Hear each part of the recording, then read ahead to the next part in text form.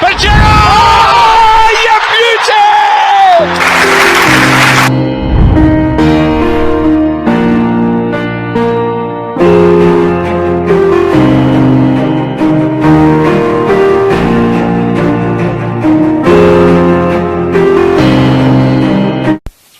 खैर मकदम है आपका इस ऑनलाइन स्पोर्ट्स मैगजीन में जिसका नाम है खेल के मैदान से, और मैं हूं आपका मेजबान Rashid Nizami.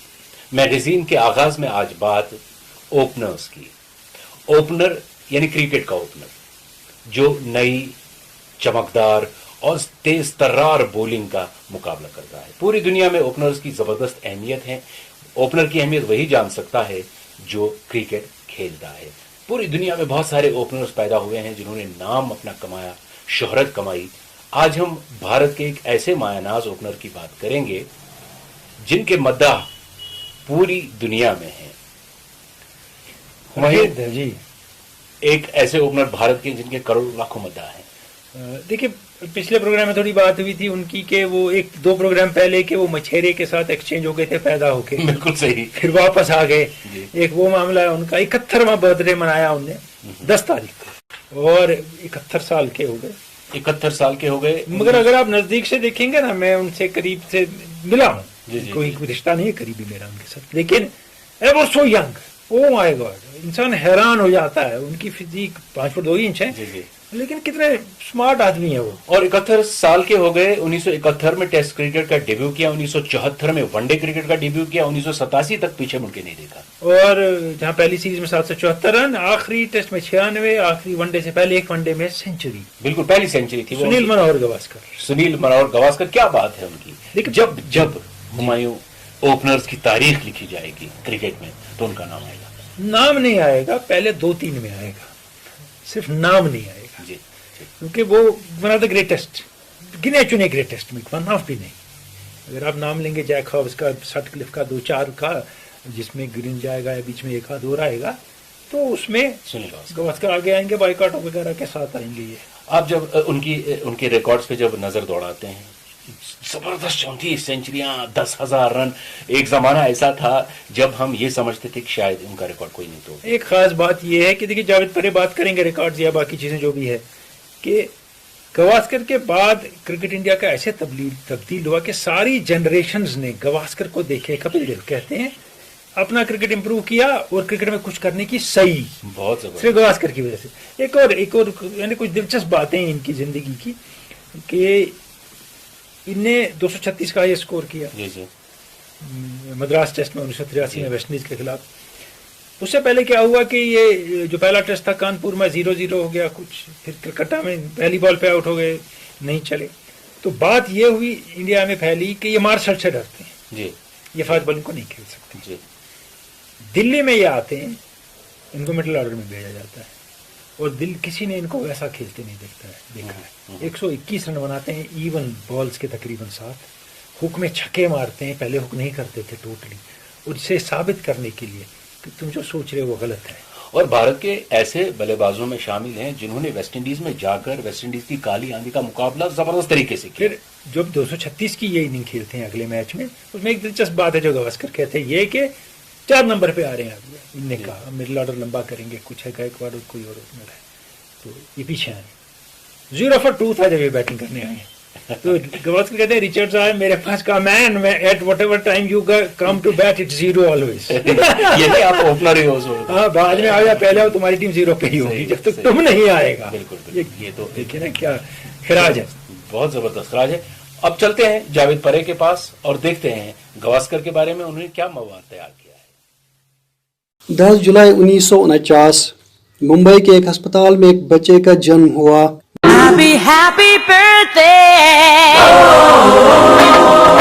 This is your birthday song. बच्चे के चाचा ने जब बच्चे को देखा तो क्या देखते हैं कि उनके बाएं कान के ऊपर वाले हिस्से में एक छोटा सा छेद है। चंद दिन बाद चाचा ने भतीजे को देखने के लिए फिर से अस्पताल का रुख किया। अस्पताल में जब बच्चे को गोद में लिया तो ये देखकर उनके पैरों तले से ज़मीन खिसक गई कि ये बच्चा वो नहीं है जो पैदाइश के वक्त उन्होंने देखा था। मामला संगीन था, इसलिए कान में छेद वाले बच्चे की हर तरफ से तलाश होने लगी।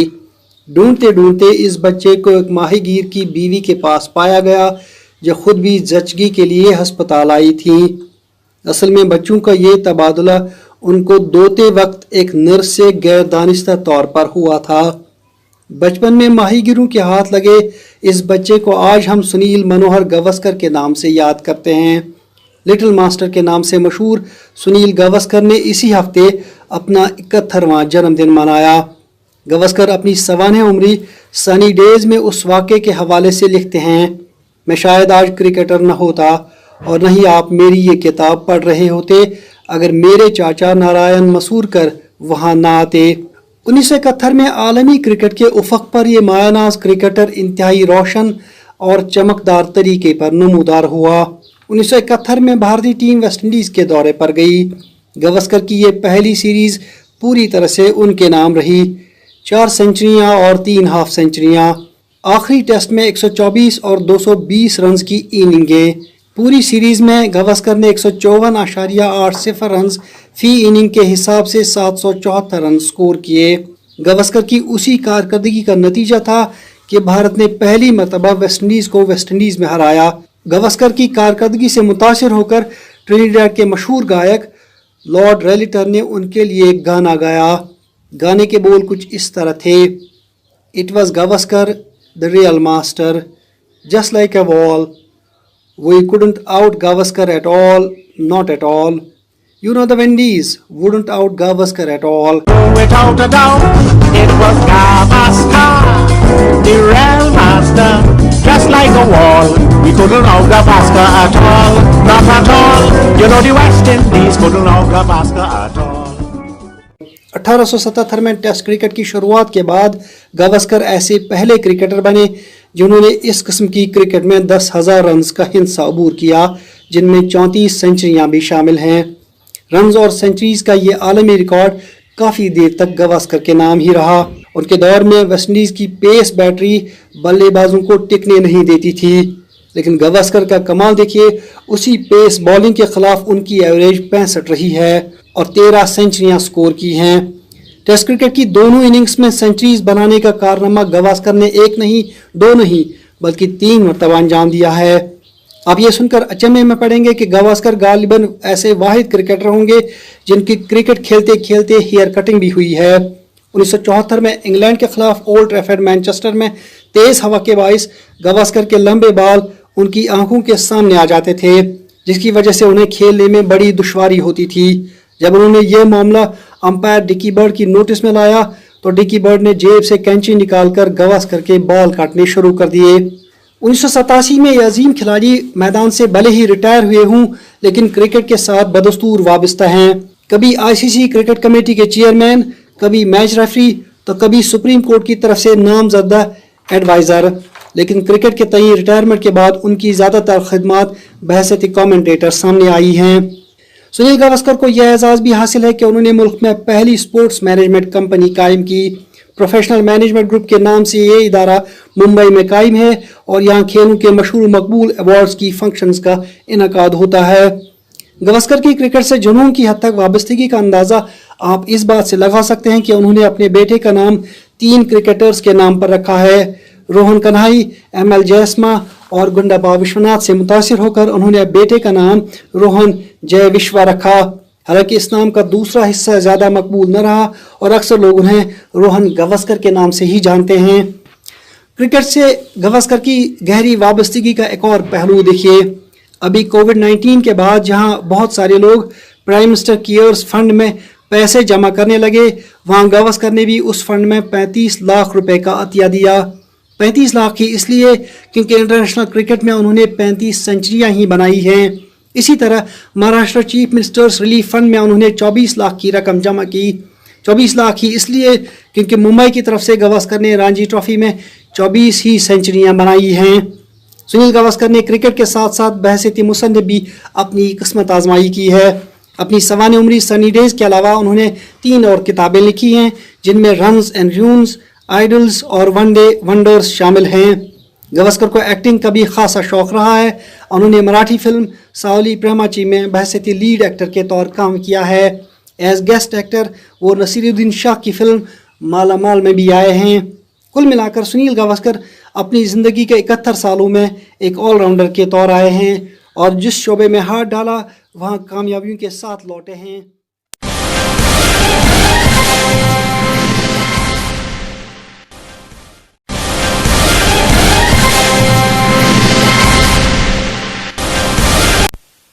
जावेद परे बात कर रहे थे सुनील मनोहर गावस्कर की। और यहाँ से अब इस कोविड में टेस्ट मैच शुरू हुआ इंग्लैंड और वेस्ट इंडीज के दरमियान।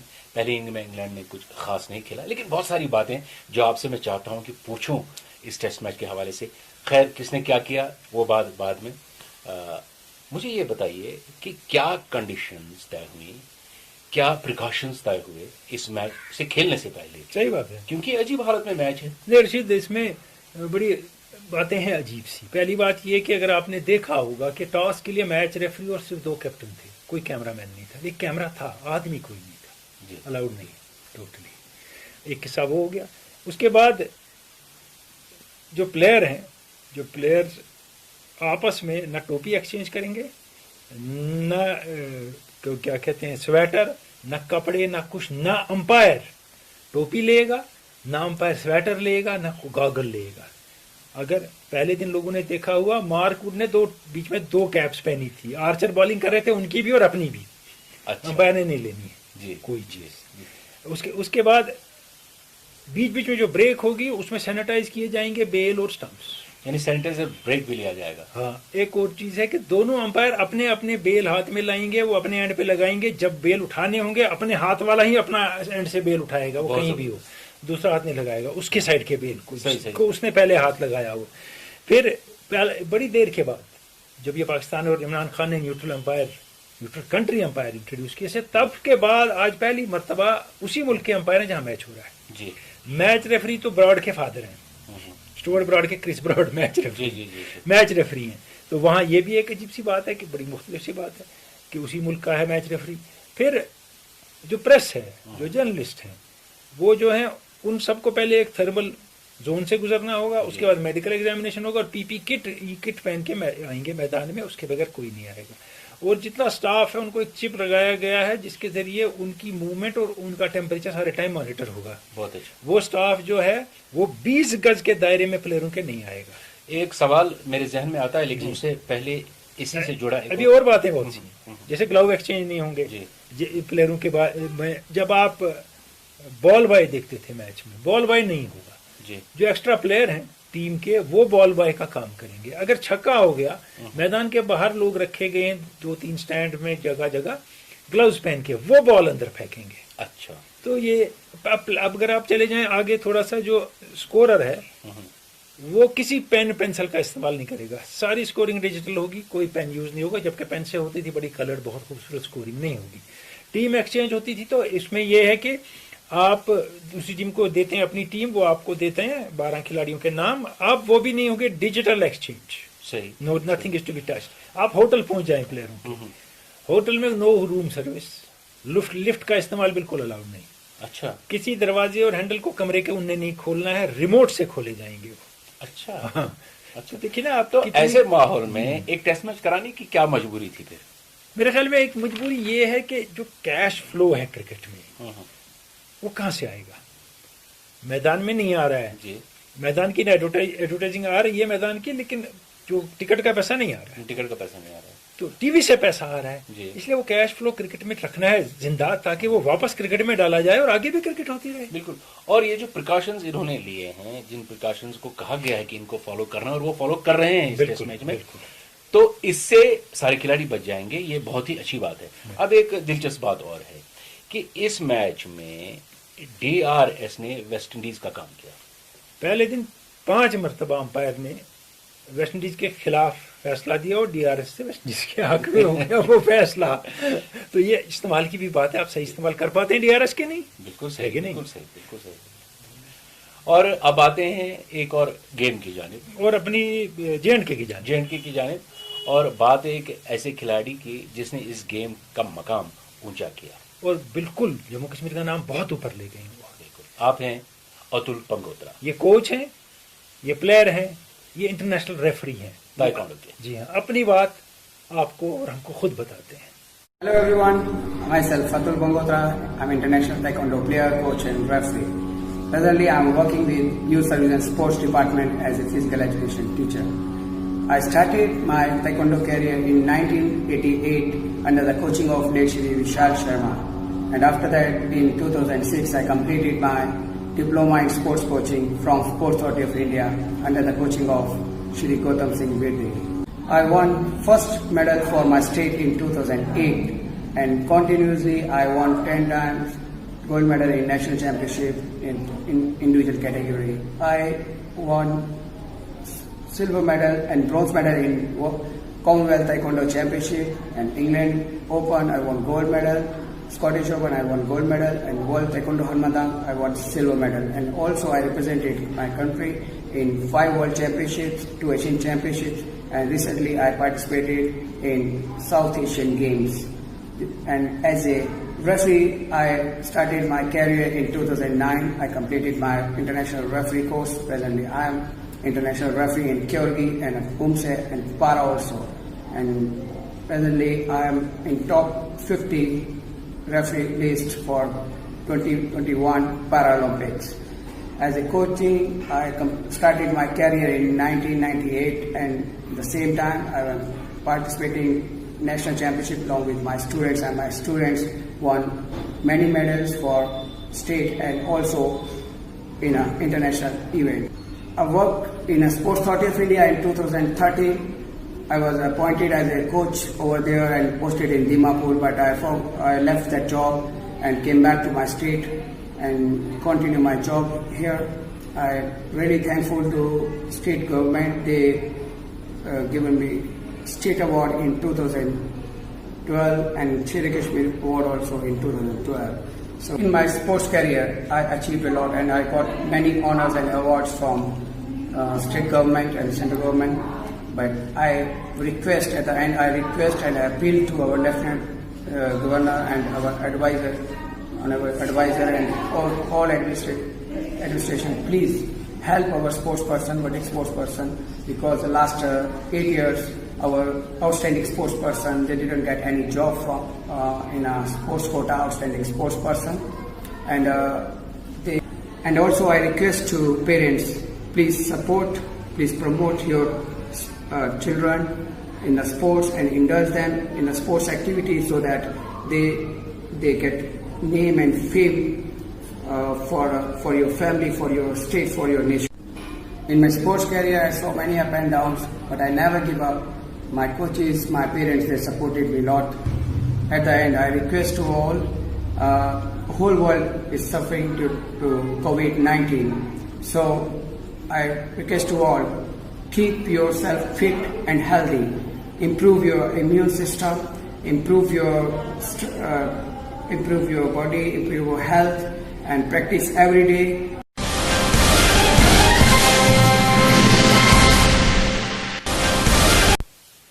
अतुल पंगोत्रा अपने बारे में बात कर रहे थे। ठीक है, बहुत अचीवमेंट्स हैं इनकी। कॉमनवेल्थ चैंपियनशिप में गोल्ड है, एशियन में सिल्वर है, नेशनल चैंपियन कई मतलब आ रहे हैं और सही इंटरनेशनल मुकाबलों में हिस्सा लिया है। वो नहीं जो यहाँ से पैसे देके गए, 4 आदमी जमा किए, जो मार्शल आर्ट्स का हो गया है। शेरे कश्मीर अवार्ड मिला है इनको। बिल्कुल से टफ गेम है, बड़ी टफ गेम है, मेहनत बहुत, बड़ी मेहनत भी है, सख्त भी है, ट्रेनिंग भी जबरदस्त और इसकी ट्रेनिंग बहुत टफ है। इसीलिए हम इनकी ट्रेनिंग आपको दिखाएंगे कि एक इंटरनेशनल खिलाड़ी ट्रेन कैसे करता है।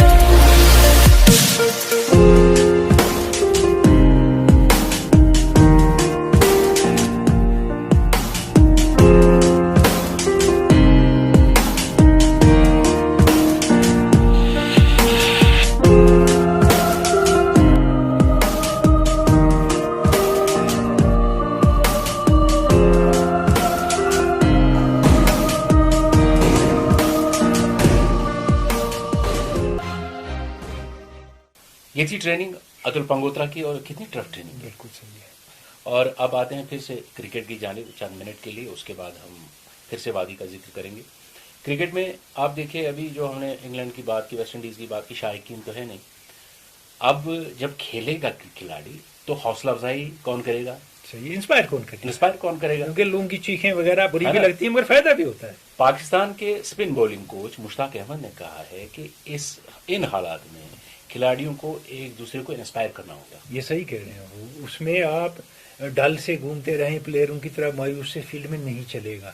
ये आप बिल्कुल, हमने वेस्ट इंडीज के मैच में भी देखा, थोड़ा इंग्लैंड भी कोशिश कर रहा है कि वो आपस में एक दूसरे को पुश कर रहे हैं, और ये बहुत जरूरी है, बहुत जरूरी, आपको पुश करना पड़ेगा। और मैंने पिछले प्रोग्राम में हमने बात की थी रशीद के, इंग्लैंड ने साइकोलॉजिस्ट बुलाया अपनी टीम के लिए, जो उनको बताएगा कि खाली स्टेडियम में कैसे खेला जाता है, क्योंकि हिंदुस्तानी पाकिस्तानी प्लेयरों को खाली स्टेडियम में टेस्ट खेलने की आदत है, उनको नहीं है। बिल्कुल बिल्कुल नहीं, बिल्कुल सही। वेस्टइंडीज वालों को भी है। और क्रिकेट के हवाले से ये खबर कि बीसीसीआई के सीईओ राहुल जौहरी ने 27 दिसंबर को दिया था इस्तीफा, वो मंजूर हो गया। बहुत अच्छा हुआ, वो बहुत पहले होना चाहिए था, क्योंकि देखिए ना, वो जो बाबू वगैरह ले आए थे इसमें बीसीसीआई में, उनने ना काम किया ना काम आगे बढ़ा। और वो इंटरिम कितनी देर रहेगा बीसीसीआई, जैसे जेकेसीए इंटरिम है, और हम भूल ही गए कि 3 महीने के लिए लोगों को बुलाया था यहाँ के इलेक्शन कराओ, उनने गाड़ी संभाल लिया। सही बात है, बिल्कुल सही बात है। और आते हैं वादी की जानिब। यहाँ जो क्रिकेट स्टेडियम्स हैं जितने भी हैं, स्पोर्ट्स स्टेडियम है बेसिक, स्पोर्ट्स ज्यादा मल्टीपर्पज स्टेडियम। बिल्कुल सही। बांडीपोरा से एक रिपोर्ट के साथ फयाज सूफी। मैं इस वक्त हम मौजूद हैं बांडीपुर के शेर कश्मीर स्पोर्ट्स स्टेडियम बांडीपुरा में। ये जो बांडीपुर का स्टेडियम है, ये सोपोर बांडीपुरा शहर पर वाक़ा है। बड़ा ही खूबसूरत स्टेडियम है, आप देख सकते हैं चारों ओर फ्लड लाइट्स लगी है। ये वो मैदान है, पहला मैदान जिसमें पहला डे एंड नाइट मैच खेला गया था। कश्मीर की तारीख का पहला day and night football match इस स्टेडियम में खेला गया था। लेकिन बदकिस्मती की बात यह है कि आजकल ये स्टेडियम बिल्कुल बंद है। यहाँ हर साल खेल सरगर्मियां हुआ करती थी और ये खचाखच भरा रहता था। शायकीन फुटबॉल हो या शायकीन क्रिकेट हो या मुख्तलिफ खेल जो यहाँ पर खेले जाते हैं, जिनमें मार्शल आर्ट्स, वॉलीबॉल वगैरह वगैरह, तो ये स्टेडियम खचाखच भरा रहता था। यहाँ पर खिलाड़ी भी आया करते थे। लेकिन बदकिस्मती की वजह से जो कोविड-19 हुआ पूरे हिंदुस्तान में और उसके साथ साथ पूरे कश्मीर में और खासतौर पर बांडीपोरा में बहुत सारे केसेस आए, जिसकी वजह से स्टेडियम आजकल बंद पड़ा हुआ है।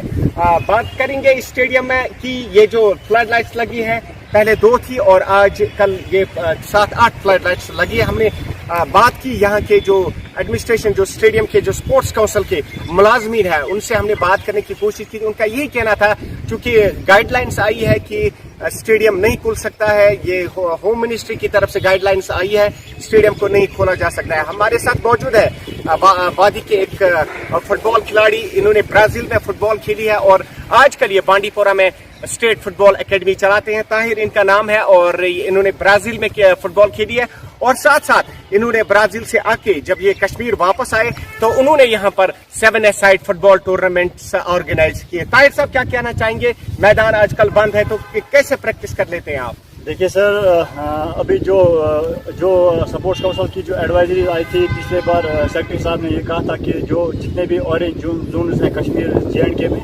वहाँ पे उन्होंने एक्टिविटी स्टार्ट कर दी है। तो बांडीपोरा भी ऑरेंज जोन में आता है। तो अगर हम देखें कि सारा मार्केट खुला है, लोग आते जाते आ जा रहे हैं, तो लेकिन स्टेडियम बंद पड़ा है, यहाँ पे एक्टिविटी नहीं हो रही है। हमने अप्रोच किया था DC साहब से, कुछ 5-6 दिन पहले हम DC साहब के पास गए थे। उन्होंने कहा था कि आप प्रैक्टिस करो ग्राउंड में, लेकिन हम उसके बाद जब हम ग्राउंड आए तो यहाँ पे हमें अलाउ नहीं किया गया। तो मॉर्निंग में यहाँ पे खोल देते हैं 9 बजे तक, तो 9 बजे से फिर दिन भर ये बंद ही रहता है।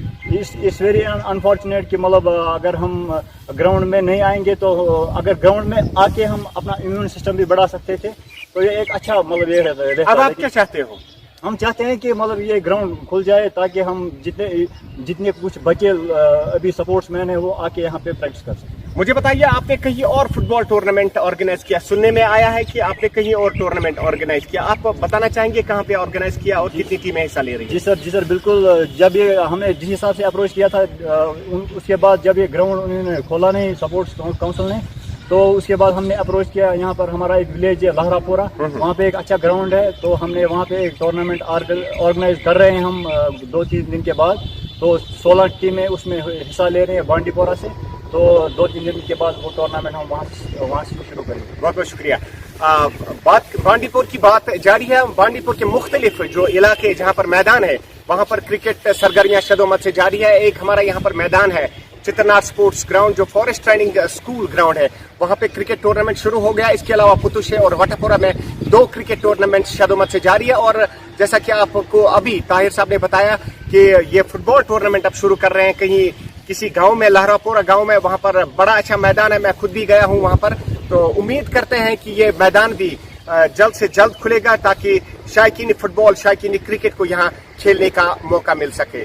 मैं फयाज सोफी, शेर कश्मीर स्पोर्ट्स स्टेडियम, बांडीपुरा से।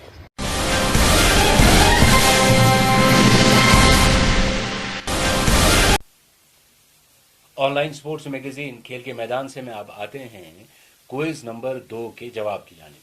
जी, हमने आपको एक तस्वीर दिखाई थी, तस्वीर फिर से दिखाते हैं। जी।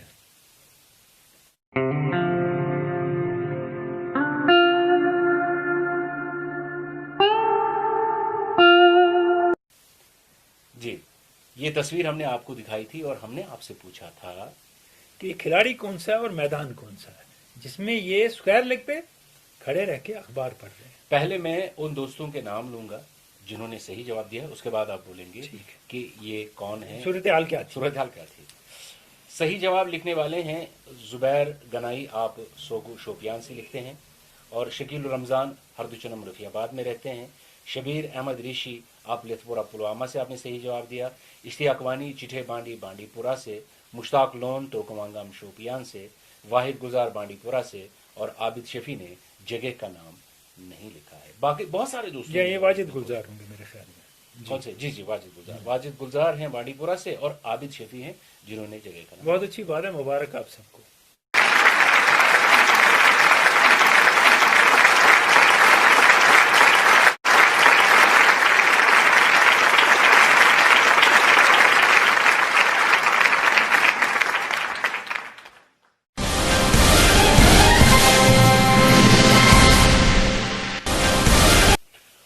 तो सूरत हाल और पस मंजर इस फोटो का देखिए, ये फिल एडमंड्स हैं, ये लेफ्ट हाफ स्पिनर थे इंग्लैंड के, बड़े अच्छे बॉलर थे।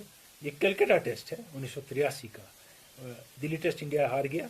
और स्क्वायर लेग पे क्यों अखबार? मैं बताऊंगा ना, दिल्ली टेस्ट इंडिया हार गया तो टीम से कपिल देव और संदीप पाटिल को निकाल दिया गया कि आपने रैश शॉट खेले। एडमंड्स और पोकाक ने इंडिया को ऑल आउट कर दिया, जो बात सही नहीं थी। जब कलकत्ता टेस्ट पहुंचा तो लोगों ने कहा नो कपिल नो टेस्ट। अच्छा, लेकिन कपिल बाहर ही बैठे। ठीक। उसके बाद कपिल वापस आए, संदीप पाटिल अनलकी और स्टैंडिंग बैट्समैन, उसके बाद कभी नहीं खेल पाए, तो उसको बुलाया नहीं कभी। अब ऐसा हुआ कि जहां गवास्कर की हमने इतनी तारीफें की, सही में एज बैट्समैन बेहद डिफेंसिव कैप्टन, इन्हें नालायकी की हद तक डिफेंसिव कैप्टन। इस मैच में ऐसा हुआ कि इंडिया ने बैटिंग की टॉस जीत के, और इंडिया ने 437 पे 7 खिलाड़ी आउट डिक्लेयर किया 200 ओवर बैटिंग करके। और उसमें चौथे दिन आधे दिन तक इंडिया ने बैटिंग की। चौथे दिन, फर्स्ट इनिंग चल रही है इंडिया की, चौथा दिन शुरू हो गया। तो फिर ऐसा ही हुआ कि डेविड गवर खुद बॉलिंग करने आई, कैप्टन माइक गैटिंग से बॉलिंग कराई। और ये एडमंड्स बड़े टेढ़े थे कुछ मामलों में, ये गए स्क्वायर लेग पे खड़े हो गए, अखबार निकाला और पढ़ने लगे। का रन तो किसी ने बनाने नहीं है, दौड़ना तो किसी ने है नहीं, मैं वक्त जाया क्या करूंगा, मैं होटल में नहीं, मैं यही अखबार पढ़ूंगा। और फिर गवास्कर ने डिक्लेयर किया 437 पे। कब?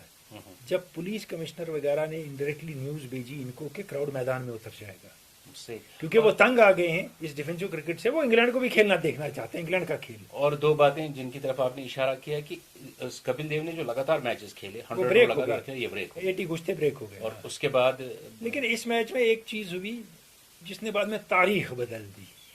डेब्यू हुआ अजरुद्दीन का, पहली सेंचुरी इधर, और उसके बाद 2 लगातार 3 सेंचुरियां पहले 3 टेस्ट में, यहीं से शुरू हुई। और थोड़ी देर के बाद आते हैं क्विज नंबर 3 की जानिब।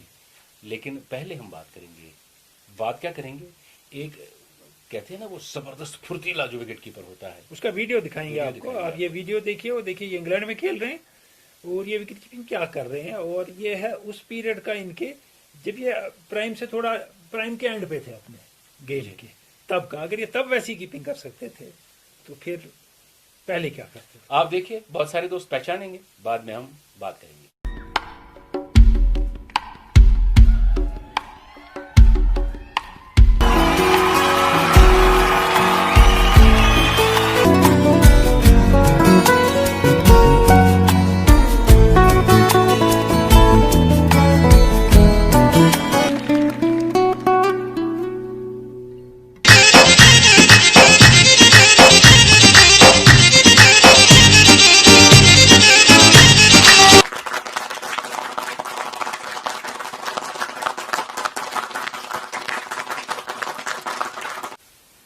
सैयद परवेज कैसर, एसपी जी कैसर, जी। जिस मुझे लगता है कि ये भारत की टीम में इन्होंने खेला होगा। देखिए, जब ये वीडियो नेट पे लोड हुआ, जो इनकी टीम के प्लेयर थे इंग्लैंड में, उनने लिखा कि हमने अपनी लाइफ में तुम्हारे जैसा कीपर नहीं देखा दुनिया में, इसी में नहीं दुनिया में। और जो बॉलिंग कर रहे हैं इनकी टीम के कैप्टन ग्राहम कहते हैं, वो 85-86 की स्पीड पे बॉलिंग करते थे माइल्स की, ये साथ खड़े हैं उसके। और कहते हैं ना कि जब सैयद किरमानी यहाँ आए, यहाँ नहीं आए, ये जो नॉर्थ ये वेस्ट इंडीज की टीम कालीचरण की आई थी, तो यहाँ से फारूक मिर्जा, अश्वंदर और परवेज वगैरह कुछ को लेके थे कैंप में भेजा था। तो उन्होंने कहा था कि मुझे लगता है ये मेरे हाँ, पास जानशीन है हाँ, मेरे, बिल्कुल। भारत में यही मेरा ये संभालेंगे विकेट। देखिए, 2 प्लेयरों का मैंने नाम लिया इधर, फारूक मिर्जा और अश्वंदर की। जी जी, याद रखिए, वो इस प्रोग्राम में फीचर करेंगे आगे इंशाल्लाह जरूर। और अब क्विज नंबर 3, आपको एक ऐसे खिलाड़ी का नाम लेना है जिन्होंने अपने टेस्ट डेब्यू पे सेंचुरी बनाई और अपने फर्स्ट क्लास डेब्यू पे डबल सेंचुरी बनाई। बिल्कुल सही है। अब नाम लेंगे उनका, टेस्ट मैच खेला तो डेब्यू पे सेंचुरी, फर्स्ट क्लास शुरू किया तो डेब्यू पे डबल सेंचुरी। नाम बताइएगा। अगले जुम्मे तक यानी फ्राइडे तक आप व्हाट्सएप नंबर अभी स्क्रीन पे आप देख रहे हैं, इस व्हाट्सएप नंबर पे आप अपना नाम भी लिखेंगे साथ में, लेकिन पहले लिखेंगे कि प्लेयर कौन से थे और एक फोटोग्राफ भी आप बिल्कुल भेज देंगे हमारे लिए। और जहाँ हमने गावस्कर के बर्थडे की बात की, और आज ही के रोज मुनाफ पटेल का बर्थडे, 83 में पैदा हुए, और उसके साथ 65 में पैदा हुए संजय मंजरेकर जी, उनका भी बर्थडे, उनको भी मुबारकबाद। तो लेते हैं आज मैगजीन से इजाजत। खुदा खुदा हाफिज।